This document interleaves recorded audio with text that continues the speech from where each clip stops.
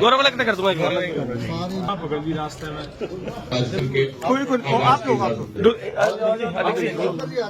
जिला अध्यक्ष भारतीय जनता पार्टी जिला जी श्री परमवीर सैनी जी, चेयरमैन कॉन्फेड हरियाणा, युवा नेता भारतीय जनता पार्टी, इस विवेक आर्य जी, अतिरिक्त उपायुक्त जीन, श्री सत्यवान जी मान, उप मंडल अधिकारी नागरिक जीन ने अपनी सेवा निष्ठा के साथ दी है। आप भी विशेष बधाई के पात्र हैं। मेरा आप सबसे निवेदन है, बधाई के पात्र आप सभी हैं, लेकिन एक जोरदार तालियों के साथ एक बार सभी को सम्मान दें।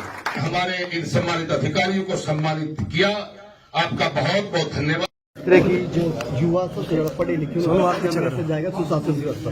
देखिए, आप सब लोगों ने भी देखा भी है, सुना भी है। मेरे वक्तव्य को भी आपने सुना है। अभी आदरणीय मुख्यमंत्री नायब सिंह जी अपना वक्तव्य दे रहे थे, उनको भी आपने सुना है कि आज पूरे देश भर में एक स्थान से देश के यशस्वी प्रधानमंत्री आदरणीय नरेंद्र मोदी जी इस प्रकार के कार्यक्रम को संबोधित कर रहे थे। एक स्थान से आदरणीय मुख्यमंत्री नायब सिंह जी गुरुग्राम से इस कार्यक्रम को संबोधित कर रहे थे। बाकी सब जिला हेडक्वार्टर पे कोई न कोई मंत्री, सांसद, वरिष्ठ नेता इस कार्यक्रम को संबोधित कर रहे थे। जनता तक एक संदेश पहुंचा रहे कि अटल बिहारी वाजपेयी जी, जिन्होंने देश की इस व्यवस्था के अंदर, चाहे वो गठबंधन की राजनीति हो या सरकार चलाने की नीति हो, राजनीति, राज करने की, सब चीजों के अंदर एक बड़ा बदलाव का स्वप्न उन्होंने देखा था। और उन्होंने स्वप्न देखा था कि सुशासन के माध्यम से न केवल गरीब का कल्याण हो, बल्कि देश का चहुमुखी विकास हो, देश का आधारभूत ढांचा मजबूत हो, देश के अंदर व्यवस्थाएं इस प्रकार की हों कि उनके माध्यम से लाभ गरीब व्यक्ति तक पहुंचे। और इस सारे स्वप्न को साकार करने का काम, सुशासन को धरातल पर उतारने का काम प्रधानमंत्री नरेंद्र मोदी जी के नेतृत्व में और हरियाणा प्रदेश में हमारे वर्तमान मुख्यमंत्री नायब सिंह जी और पूर्व मुख्यमंत्री मनोहर लाल जी के नेतृत्व में ये बहुत बखूबी हुआ है। हम लोगों ने देखा है कि कैसे गरीब से गरीब व्यक्ति की जो लाभ की योजनाएं हैं, जन कल्याण की योजनाएं, उनका लाभ एक क्लिक से तो वो पैसा उनके खाते में पहुंचता है।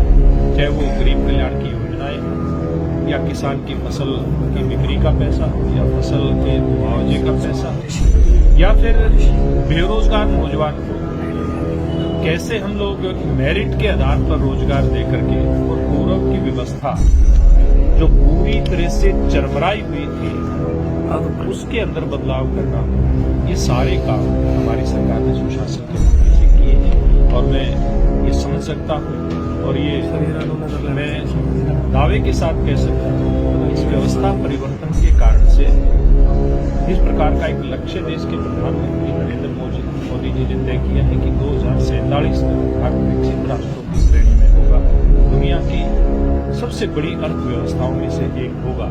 और ये निश्चित रूप में इसकी तरफ कदम बढ़े हुए हैं। आज हम 5वीं अर्थव्यवस्था के नाते पूरी दुनिया के अंदर जागृत होकर के खड़े हैं।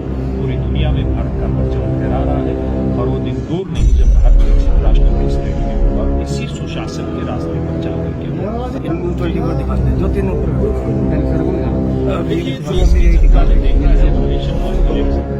आजादी की जब प्राप्ति हम लोगों को हुई थी, उसके बाद कई साल तक ये व्यवस्था लागू हुई।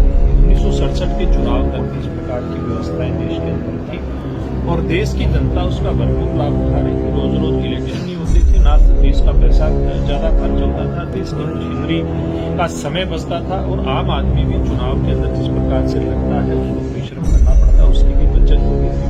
तो ये सुशासन की दिशा में बहुत बड़ा कदम ये देश के प्रधानमंत्री ने सोचा है कि वन नेशन वन इलेक्शन हो, लेकिन इसको ज्वाइंट पार्लियामेंट्री कमेटी को इस विषय को दिया गया ताकि सब दलों की एक सहमति निकल करके, खाली सब राष्ट्रीय दलों की सहमति नहीं बल्कि ये चर्चा के लिए जनता के बीच में नीचे तक जाए, क्योंकि मेंबर पार्लियामेंट से लेकर के मेंबर पंचायत तक और नगर पालिका परिषद के जो चुनाव है वो इस व्यवस्था से सारे प्रभावित होंगे, सब लोगों को इसका लाभ मिलेगा। तो देश की पूरी जनता इसके ऊपर विचार करे, मंथन करे, उसके बाद इसको लागू हो, ऐसी इच्छा देश के प्रधानमंत्री की है और ये होना भी चाहिए। नेताओं से किसी का दिया बुझ भी जाता है, उस गलती को कैसे भूल सुधार करेंगे? देखिए, मुझे नहीं पता आप किस संदर्भ में बात कह रहे हैं, लेकिन ये सब लोगों की जिम्मेवारी है कि हम किसी भी प्रकार की चूक करें ना। अगर चूक किसी से हो जाती है तो उस चूक का, उस भूल का सुधार करें। अमित शाह द्वारा की गई टिप्पणी अम्बेडकर लेकर राजनीति नहीं समझ, क्या कहना चाह? देखिए, ये केवल और केवल एक राजनीति है। आज वो लोग माननीय अमित शाह जी के ऊपर टिप्पणी कर रहे हैं। उनका भाषण हम सब लोगों ने सुना, राज्यसभा के अंदर उनका भाषण था, मैं उसमें उपस्थित था। कहीं कोई अनुचित बात अमित शाह जी ने नहीं की थी। उन्होंने कांग्रेस पार्टी को आगाह किया था कि आप लोगों ने देश का भी बहुत नुकसान किया, बहुत अपमान किया है। आज